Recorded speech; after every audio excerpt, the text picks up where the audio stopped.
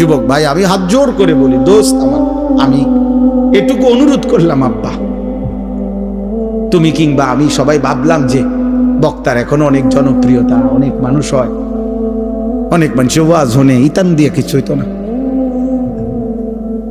না আমার না আপনার, বরং আমরা প্রত্যেকেই আমাদের জীবনের মধ্যে যেন ভারসাম্যতা আনি। আমাদের জীবনের একটা ভারসাম্য দরকার, ব্যালেন্স দরকার। আমাদের জীবনের একটা ভারসাম্যতা আল্লাহ তাআলা বারবার বলছে, কোরআন বারবার বলছে, রাসূলুল্লাহ সাল্লাল্লাহু আলাইহি ওয়াসাল্লাম বারবার বলছে, বান্দা শোনো, আল্লাহ বলছে বান্দা দুনিয়া আমি দিছি, তো তুমি এমন করতেছ কেন? এই হাসি, এই কান্না, এই রোদ, এই বৃষ্টি, এই আলো, এই বাতাস, এই আকাশ, এই জমিন, এই রাত্র, এই দিন, এই উপার্জন, এই ক্ষেত, এই ফুল, এই ফল, এই ফসল, স্ত্রী নামের এই মহিলা, মা নামের ওই মহিলা, বাচ্চা নামের এই সন্তান, তোমার দেহ, তোমার শরীর, তোমার সব আয়োজন তো আমার দেওয়া, তো সব কার? এ তো আমার দেওয়া বান্দা, এ তো আমি দিছি তোমার জন্য, তোমার দেওয়ার জন্য, ভোগ করার জন্য দিছি তো আমি তো তোমার সব চাহিদা আমি দিছি। মাকে দেখলে তোমার কলিজায় একরকম মনে হয়, তোমার স্ত্রীকে দেখলে তোমার দিলে ভিন্ন রকম মনে হয়, এই ভিন্ন রকম অনুভূতি তা আমি দিছি।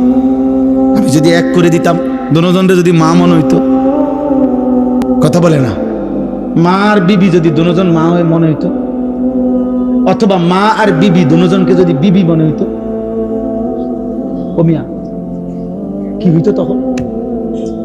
এই সংসার চলতো, এই দুনিয়া চলতো, যে মাকে মনে যা মনে হয় তা স্ত্রীকে তাই মনে হয়, অথবা স্ত্রীকে যা মনে হয় মাকেও তাই মনে হয়। তাহলে আল্লাহ তাআলা বলেন, বান্দা প্রতি মিনিট, প্রতি সেকেন্ড আমি তোমার জিন্দেগির প্রতি অবস্থার এই পরিবর্তন, এই কায়নাতের এই বর্ণাঢ্য আয়োজন, এ তো আমার দেওয়া।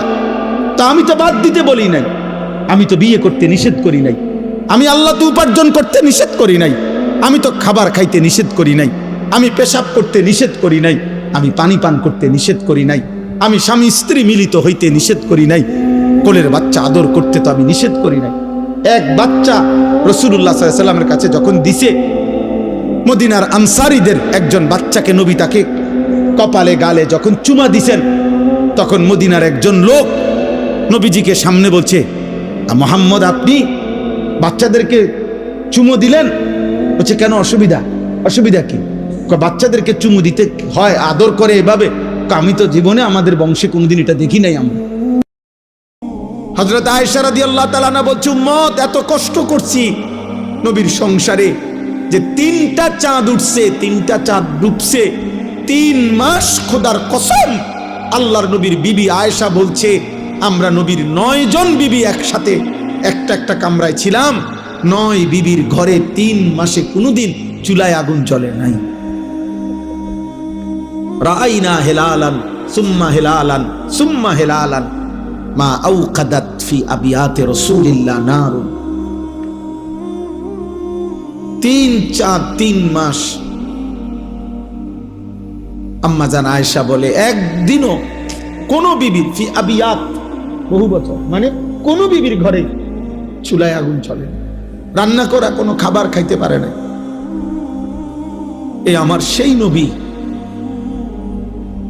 যে নবী তায়েফের ময়দানে এত রক্ত ঝরিয়েছেন, রক্তে তার পবিত্র পা মোবারক জুতার সাথে লাইগা হযরত যায়েদ ইবনে হারেসা, যিনি নবীজির পালক পুত্র ছিলেন, সাথে ছিলেন, তিনি বলছেন, আমি তায়েফের রক্তের কারণে নবীজির পা থেকে জুতা খুলতে পারতেছিলাম না।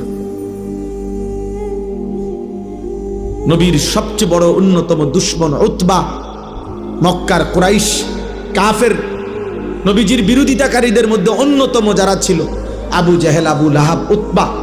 এই উতবা সর্দার, সেই সর্বপ্রথম তায়েফ থেকে রক্তাক্ত শরীর নিয়ে নবীজি যখন ফিরে আসছিলেন, পথিমধ্যে সর্বপ্রথম নবীজির রক্তাক্ত দেহ যেই কাফের মক্কার দেখছে, সে হলো এই উতবা।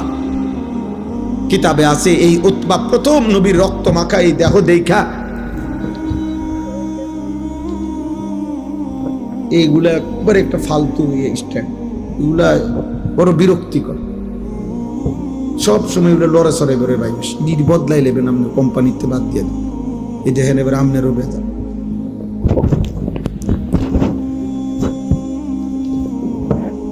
থাকে না, ঠিক থাকে কম।